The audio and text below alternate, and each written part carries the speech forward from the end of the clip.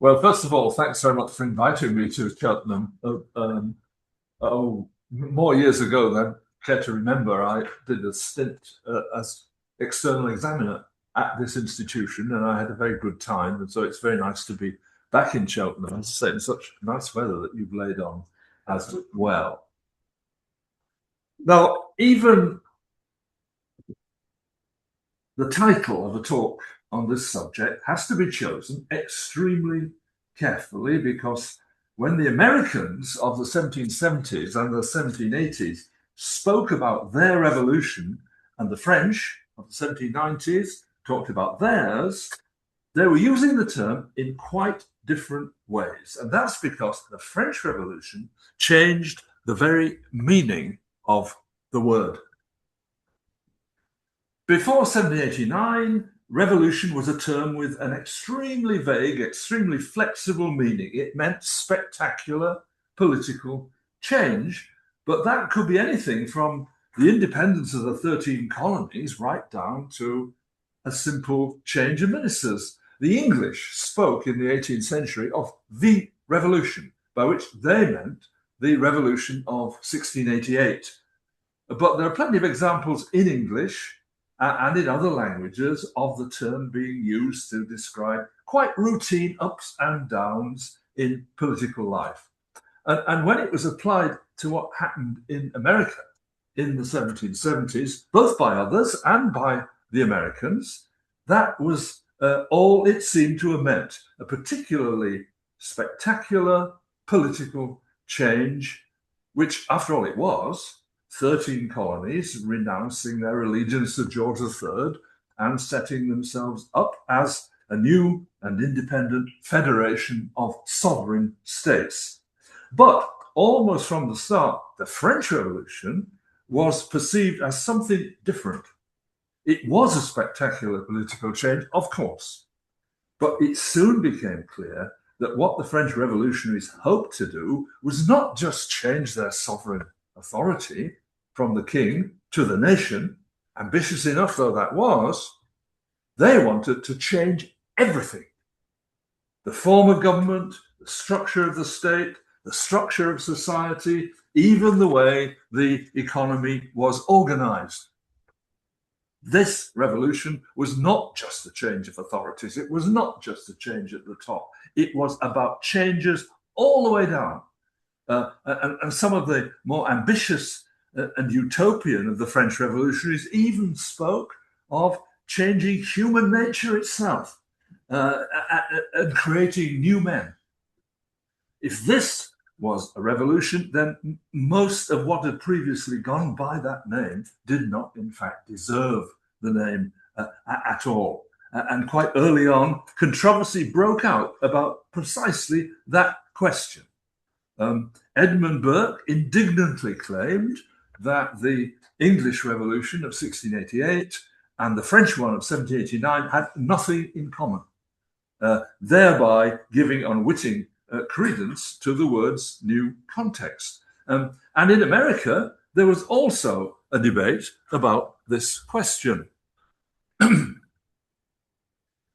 only a minority, and that a diminishing one, of people being prepared to claim that the American Revolution and the French were about the same thing and the same order of event. While most of the French from an early stage were dismissive of any comparison between the Americans and themselves. What had happened in America, they thought, had merely been a change of authority at the top.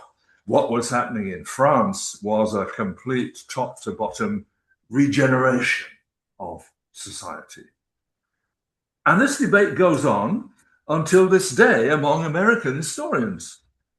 Was it, to adapt Carl Becker's celebrated phrase, just about home rule or about who should rule at home?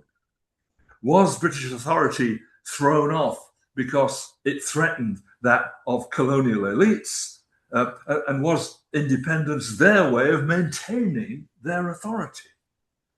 Or did the whole experience really change colonial society beyond recognition? in which case it really was a revolution, even by the criterion set by the French Revolution a few years earlier. But not being an American historian, I'm not qualified to pronounce on these matters with any authority, although I shall have to touch on them from time to time in what I'm going to say. What I can perhaps say a bit more about is the links between France and America in the revolutionary age and the effect that they had on one another. The first thing to say is that American independence, as it happened, was inconceivable without France. Much of the overseas conflict between Great Britain and France in the earlier 18th century had been about who was to control the North American continent. Now, have I got this right? I think, just a minute, let me go back with this. Oh, yes, I should have had that one before when I was talking about when America was revolutionary. So I just give you a moment to look at that before I move on. I'm pressing this too hard. I'm so sorry. Yeah. Anyway, here we go again. Yeah. And although Great Britain won that conflict in 1763, she didn't regard her triumph as beyond challenge, and it was the attempt to set up a defensive structure against the possibility of future French revenge that produced the Stamp Act and the first open defiance of the 13 colonies of British authority. The French were indeed thinking of revenge before the ink was even dry on the Peace of Paris in 1763, but not until the final escalation of the colonial quarrel in the early 1770s did they begin to see how it might be achieved, and not until 1776, when the colonists were already exchanging shots with the British and on the verge of declaring their independence, did the French government commit itself to helping the rebels.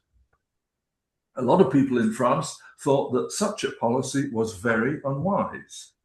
A lot of people in France thought it was wrong to encourage rebellion against any legitimate authority, even a British one. Others warned that in the delicate state of the royal finances, to risk war against Great Britain was actually to invite disaster. But to Louis XVI and his ministers, the stakes really did seem worth it. The secession of the 13 colonies would smash the British Empire, and with it, the power of what continentals were fond of calling the modern Carthage. And if that hope seemed unrealistic to us, with hindsight, knowing as we do that the British Empire survived the loss of America and that economic ties between Great Britain and former colonies were actually closer and more extensive by the end of the century than before independence. Well, we should remember that the British too, in the 1770s, thought that they would be finished if they lost America. And that's precisely why they fought so long and so hard to keep it. So, to aid the rebels seemed to be, for the French anyway, both a credible and a promising idea. And from 1776, as I say, guns and gunpowder were regularly being supplied to the rebels with the French government's full encouragement and cooperation. Even so, it was not until after Saratoga, 1778, when the Americans proved that they could beat British forces in open battle, that the French concluded a formal alliance with the new state, and even then, for a couple of years, they were unable to make much military impact. Their greatest success was diplomatic, keeping Great Britain isolated in Europe and actually bringing Spain and the Dutch Republic into the war against the tyrant of the seas.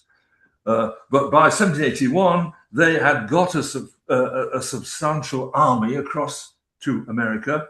And in that year, too, for a time, they were actually able to take control of the Atlantic. The decisive Battle of Yorktown, therefore, in 1781, which effectively ended the war with the surrender of the British Army, was largely a French victory. It's true that George Washington was the victorious commander, but almost half his troops before Yorktown were French professionals. And what cut the British off from the relief by sea was the French Navy.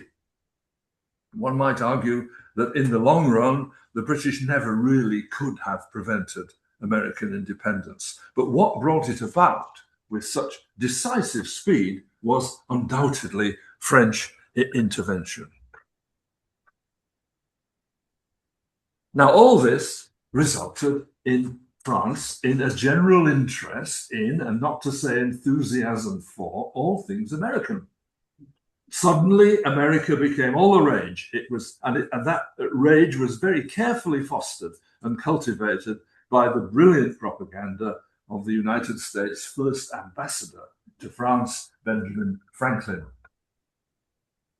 Franklin played the simple sage from the edge of the wilderness for all it was worth to win over Parisian opinion, at least, to the American cause. With his plain clothes, fur hat, and direct manners, he charmed a public already fascinated with the idea that modern society in Europe was jaded and over-sophisticated. His experimental scientific achievements lent him great personal prestige in addition. Here was a practical philosopher who nevertheless was well up with all the latest intellectual fashions. And in Paris, he met and publicly embraced Voltaire, became a Freemason in the capital's most famous philanthropic lodge, and was the darling of the aristocratic salons. Almost single-handed, he created the French image of what Americans were like, and what America was like. Because before Rochambeau's soldiers arrived in 1780, hardly any French people had any experience of the 13 colonies. It wasn't until the soldiers returned in 1783 that there were many people in France who'd actually even been there. Even then, 5,000 or 6,000 men was not a great leaven in the society of 27 or 28 million people.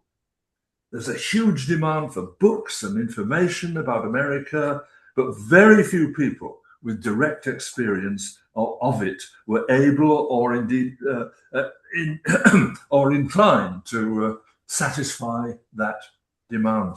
So a whole army of people with no experience whatsoever set out to gratify it. The fact has been very clearly established, in fact, by a number of American scholars. Most of those who wrote about America in France in the 70s and 80s had never been there and knew nothing firsthand about it. So that most of the information that the French got about the place was pure invention or fantasy. But most of it was immensely admiring and flattering. Wily and sophisticated operators like Franklin and his successor Jefferson went to no great trouble to set the record straight. So America became a sort of screen onto which the Frenchmen could project all their dreams and fantasies, a sort of never land far away where everything was simple, unspoilt, idyllic, rather like Jean-Jacques Rousseau had painted mankind in a state of nature before it was destroyed or corrupted by society and so-called civilization. But this didn't make the French discontented. Why should it? Great efforts have been made by patriotic American scholars to trace what happened to French veterans of the American War in an effort to show how the message of revolution was conveyed to Europe from the new republic. But even if all those returning soldiers came back loving America, and there's no evidence that they did, as I say, there were not many of them, and nothing to show that they wanted to Americanize France as a result of their experiences. Some more prominent veterans did indeed return, glorying in their exploits, people like Lafayette. But many friends, many found that his endless boasting and posturing very tiresome. I can't blame them, actually. And it certainly did nothing to turn him against the aristocratic society into which he had been born. To him, it's one more social brownie point. And he showed that in flaunting his Order of Cincinnatus. The Order of Cincinnatus was an association of former officers in the struggle against Great Britain. It was set up in 1783 with George Washington as its president. It had a ribbon and insignia, which we got up there. And it was going to be hereditary. European officers who had served in America, like Lafayette, were also admitted. But the Cincinnati were to prove one of the more controversial issues in early American Republic, where they were once denounced as an attempt to set up a hereditary military aristocracy on European lines. The debate grew so hot that Washington threatened to resign his presidency of the society unless heredity was abandoned. But that was not before Franklin in Paris had joined in the condemnation and persuaded Mirabeau, who's up here too, the future revolutionary orator, to publish a free translation of one of the leading American pamphlets in that controversy, a pamphlet called The Considerations on the Order of Cincinnati. It was, as Franklin noted, an attack on the principle of nobility in general, and it appeared in 1784. It prefigured many of the arguments that would become common currency in France just 4 years later.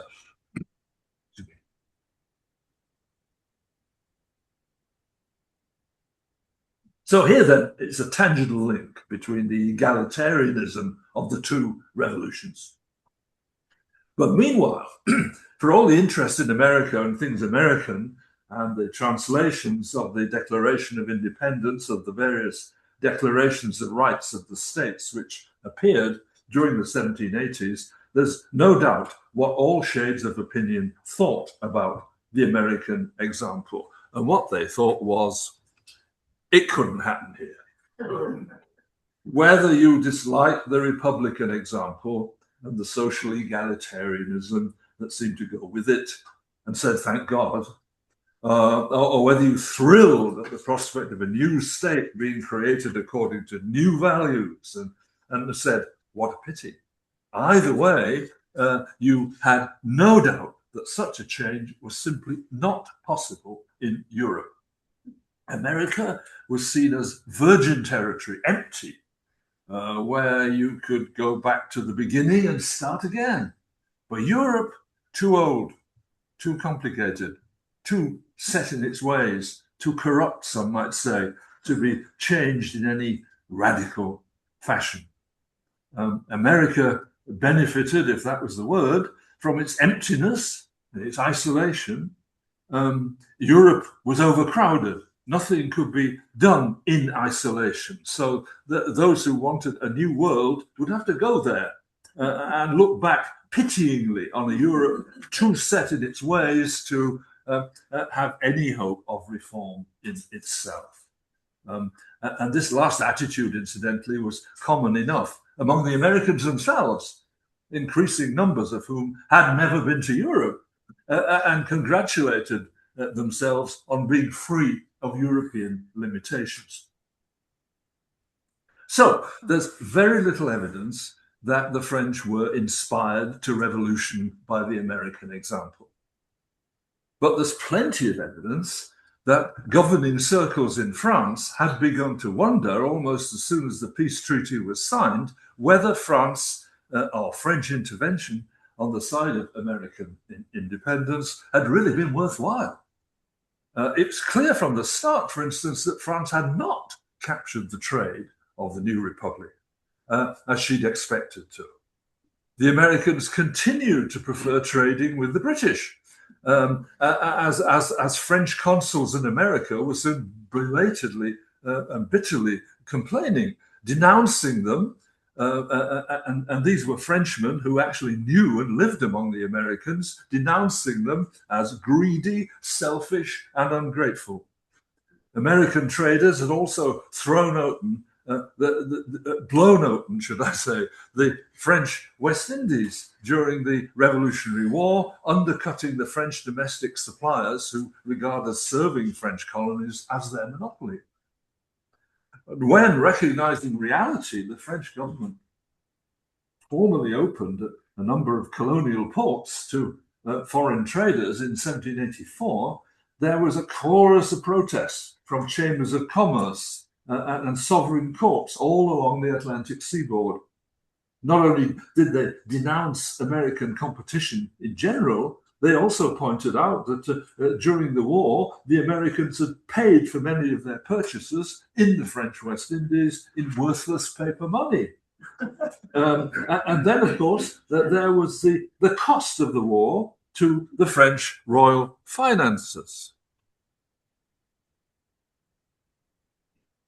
The most tangible link of all, if you like, between the American and French revolutions. Now, there's almost no way that the precise cost of the war to France can be calculated. There are so many different ways of doing it. Do you just add up what the minister Necker borrowed and then add the contributions of his two successors down to 1783? Or do you add the post-war costs and therefore the loans raised by the minister Calonne too down to 1786? Probably you need to. But even without them, Necker's colossal and expensive borrowings had stretched the king's credit to its limit, and there was almost a state bankruptcy in 1783. Whatever the precise cost, however, it's clear that without the American war, there would have been no French financial crisis in the 1780s. And insofar as it was that crisis and the monarch's inability to solve that crisis that precipitated the revolution, the decision of 1776 to intervene in America remains the most important single reason why the French Revolution took place at all.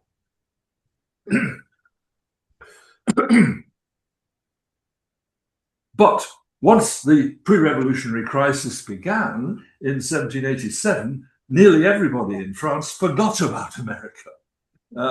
What was going on at home was far more important, far more exciting.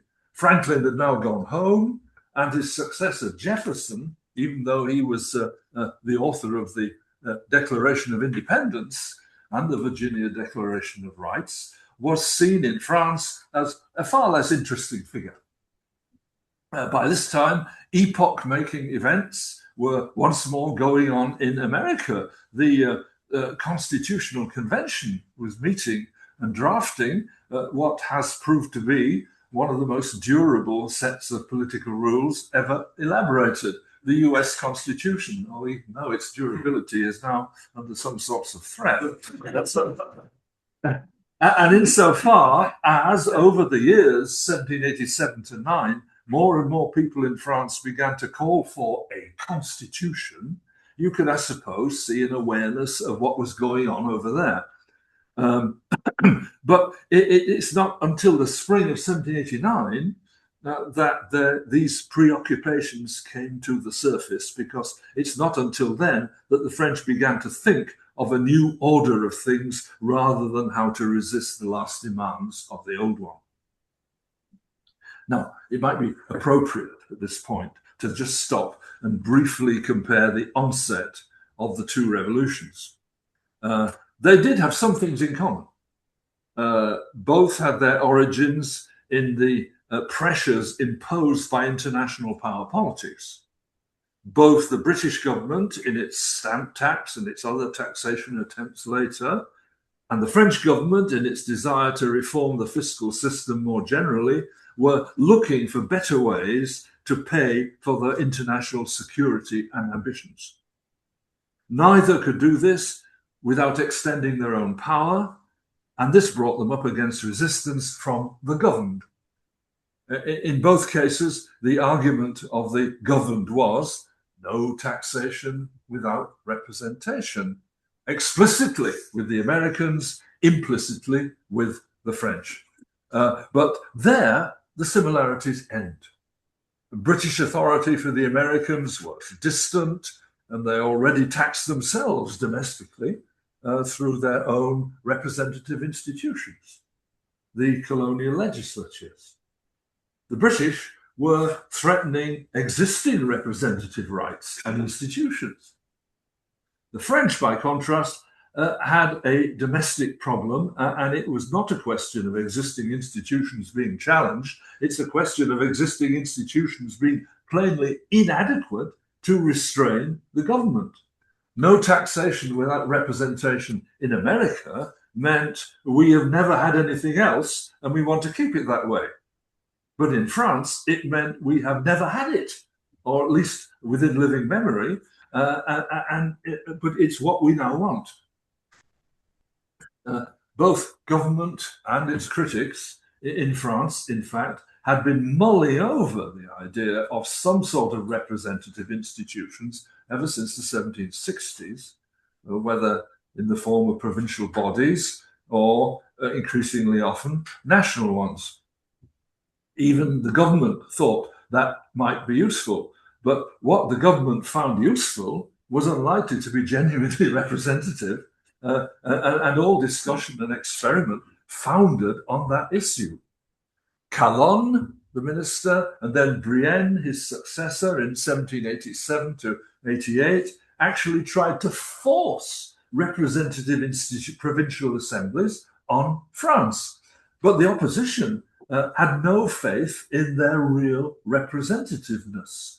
And that was why the cry now went up in earnest for the Estates General, the one genuine, historically authenticated national representative body, the only one with enough power remotely to be able to hope to restrain and control the government.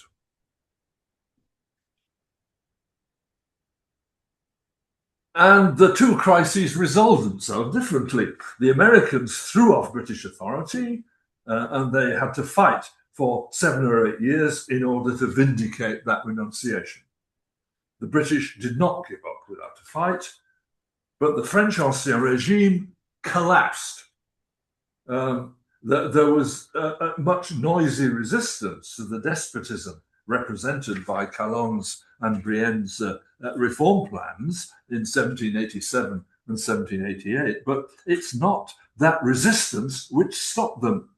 It was the bankruptcy of August 1788. Only then were all reform plans abandoned and a decision made to leave everything from now on to the Estates General. The American Revolution, therefore, was an overthrow. The French was a takeover. French Revolution was born out of a collapse. It wasn't an overthrow.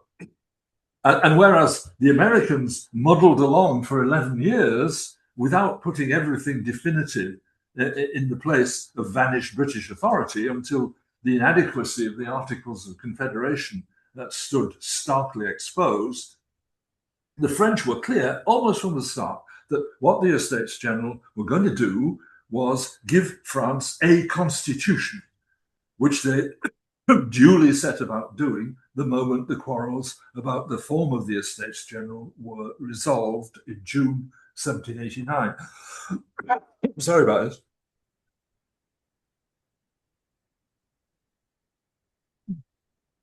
But just a minute, I can hear some of you saying, I think I can, what's this about June 1789? What about July 1789? What about the storming of the Bastille? Wasn't that an overthrow? Isn't that where the French Revolution really started? But as I've already implied, I don't really think so. Whatever happened in 1789, the Ancien Regime as a system of government had already gone forever by then. Whatever came next would be some form or another of representative government. The struggles of the winter of 1788 to 9 were about who was going to dominate that representation, the third estate or the so-called privileged orders.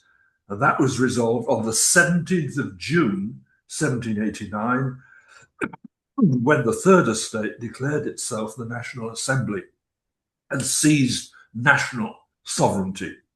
If you like, that's the second French Revolution, the foundation stone of a new political legitimacy. Just as, if you like, the Declaration of Independence was the second, not the first act of the American Revolution. The first was the shooting at Lexington a year before that. In this context, the 14th of July was the defeat of the first attempt at counter-revolution. And when it was when it was feared that Louis XVI might be preparing to use troops to dissolve the National Assembly. It was because the Bastille was a state prison, therefore, an emotive symbol of the old despotic authority,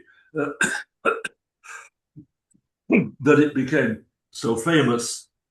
But what was really significant about the 14th of July was the king not giving the order to his army to restore order. That was the moment of final recognition that power had passed from his hands. But unlike George III in America, he gave up without a struggle. Equally misleading, therefore, was Lafayette, characteristically self-advertising, in a gesture of seizing the key of the Bastille and sending it to George Washington, who put it in a glass case at Mount Vernon, where you can actually still see it. I actually bought a souvenir of it there, and I've got one hanging on my wall.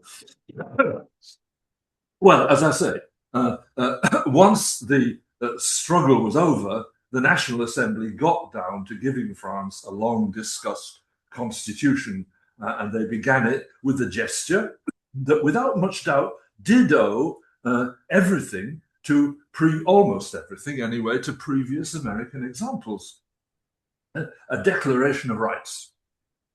There was no precedent for such a thing before the American Revolution.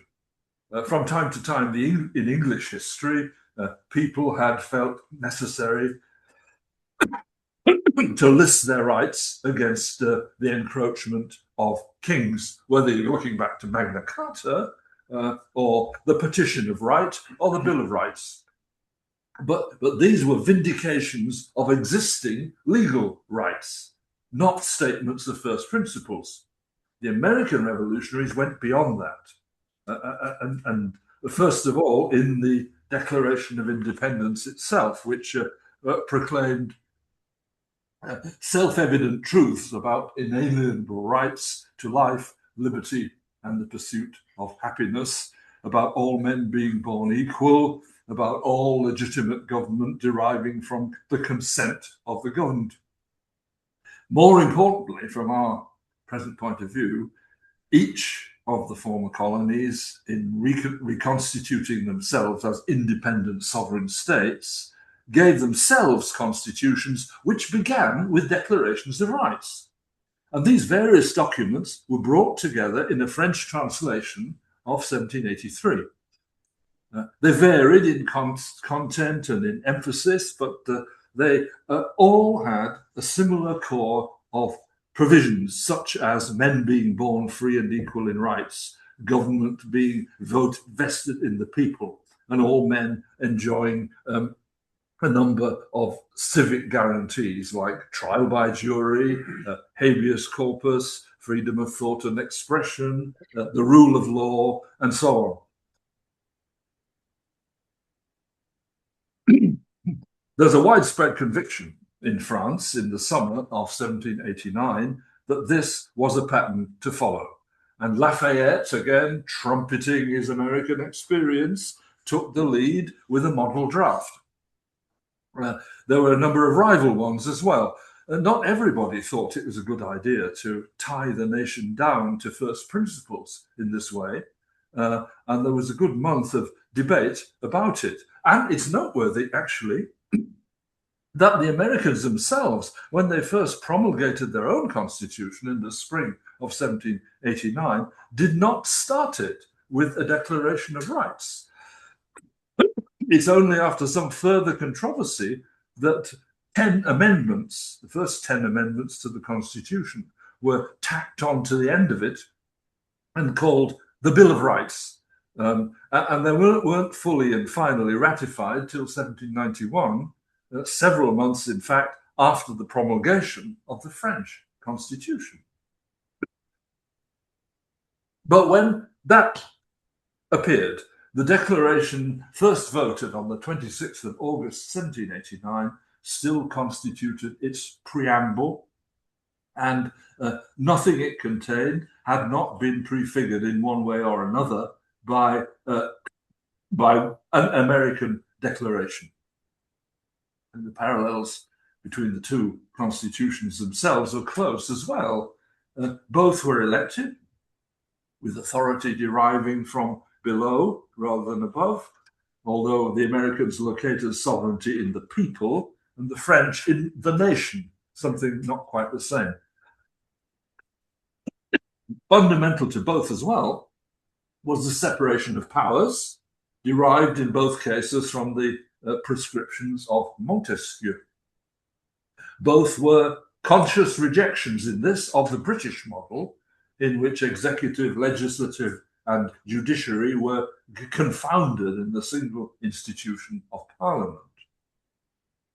But both the Americans and the French believed that for all the contributions that the British had made to the science of freedom and government, the way Great Britain was run in the late 18th century was irretrievably corrupt. It's not hard to see why the newly independent Americans believed it, having rejected British authority, and most notably that of the British Parliament. But many Frenchmen also followed Rousseau in believing that the British system was debased and non-representative, and anyway, why slavishly imitate the traditional enemy? They were now a free nation, regenerating themselves on national lines. They didn't need to take lessons from any other people, except perhaps to acknowledge a certain sharing of revolutionary credentials with the Americans.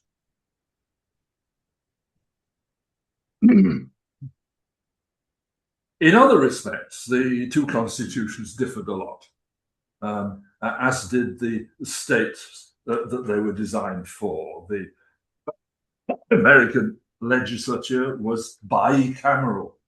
The French one was unitary.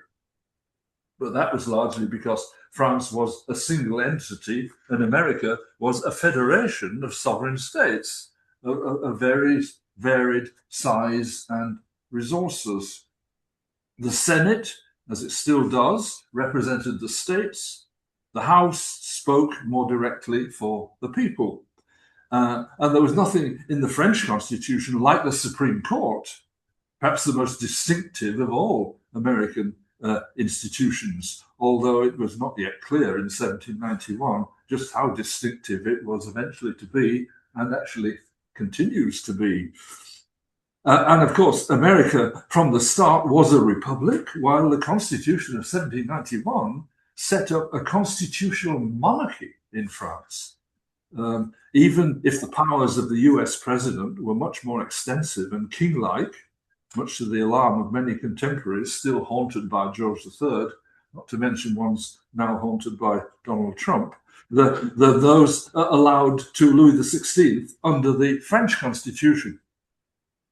Yet in 1789 and 1790, when the promise of the French Revolution was still unsullied, it was the links and similarities between the American and French revolutions that struck people and which they chose to celebrate. As Tom Paine wrote to Washington in bringing him Lafayette's gift of the key to the Bastille, and I quote from this, that the principles of America open the Bastille is not to be doubted, and therefore the key comes to the right place. Paine himself, of course, though neither American nor French, was one of the most spectacular living links between the two upheavals. He was the man who, in 1776, in his pamphlet Common Sense, spurred the colonial rebels into renouncing their allegiance to George III and declaring independence. He was also the man who, in Rights of Man, in 1791, wrote the most eloquent defense in English of the principles of the French Revolution. Like Lafayette, he saw himself as a key figure in both, perhaps with even more justification than Lafayette. But the fact that he had to spring to the defense of the revolution at all was a sign of something else.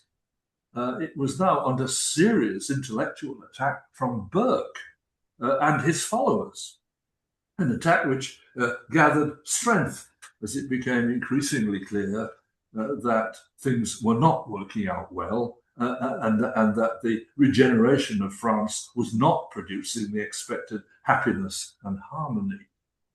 Paine was particularly appalled that the attack should come from Burke, of all people, because Burke had been one of the most celebrated defenders of the American Revolution in Great Britain in the 1770s.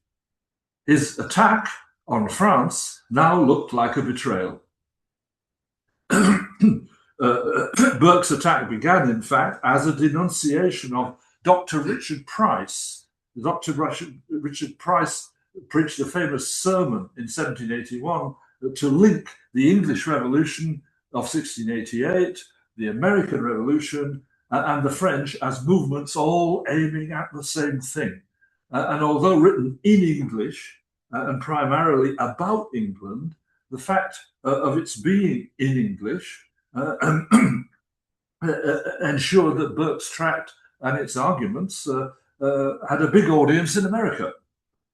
And as in England, the 1790s saw the French Revolution become a major issue of political division in America.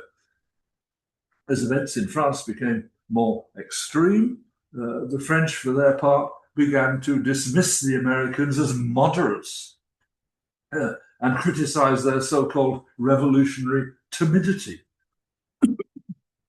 America was abandoned as a model for the French. They had left it behind.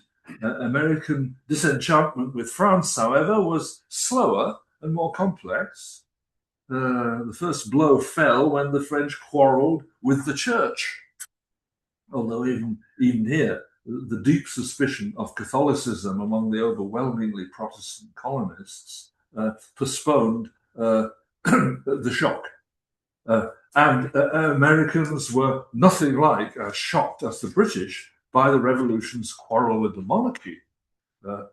Republican, as they thought they were, as they thought the natural form of government was for a free people, although even here, the king that was being overthrown was the one who had helped them in the 1770s. And actually, you can see this too. George Washington kept a picture of Louis XVI on his walls at Mount Vernon, and that's still there like the key to the Bastille. But when the Revolutionary War broke out, and when the British joined it, American opinion began to polarize sharply as both sides in the European war tried to involve the Republic.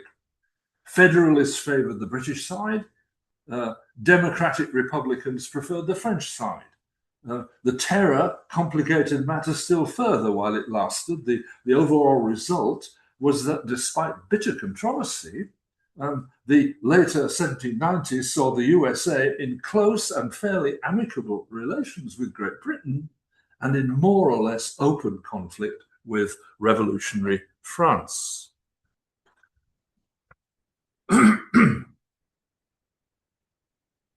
The fact is that the two revolutions had become more notable for their differences than their similarities.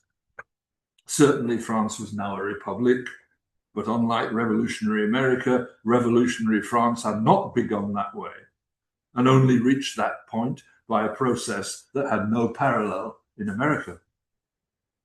By the late 1790s, too, the French had a constitution more like the American one than that of 1790. No king, a bicameral legislature, very regular elections, and a positive abundance of checks and balances. Like the American Republic by then, the French had renounced any religious affiliations as well. But this apparent similarity concealed a much deeper but easily perceived difference. It was the very variety and vitality of American religion that made the constitution makers refuse to touch it. The French disengagement, on the contrary, sprang from the deep hostility of republicans to any religion, a world away from the American attitude. The whole question is symbolized by the fate of Tom Paine, who, for all his impeccable international Republican and revolutionary credentials, was completely ostracized by his beloved Americans when he denounced Christianity in 1796 in his book, The Age of Reason. And of course, above all, there was no American precedent for or parallel to the terror. When it comes down to it, this is what all opponents of the French Revolution, then or since, could neither condone nor forgive. How could a republic conduct its affairs in this way? It seemed incomprehensible. Now, of course, historians I hope, have shown that it is comprehensible. The terror was a response to civil war and treason at a time when France was militarily threatened by foreign enemies. It can even be argued that it was a less bloody episode than other episodes in the 1790s. I certainly think so, whether in Poland, for instance, or in Ireland, the British terror. But it had never happened in America, and nobody there felt able to approve of it. Of course, there'd been intimidation, not to say expropriation, of loyalists during the revolution.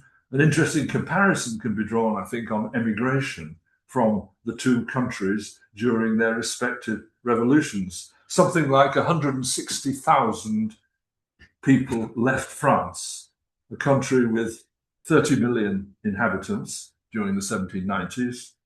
Upwards of 50,000 loyalists left the United States, a country of 2.5 million people, as a result of the revolution there. So it's a much higher proportion.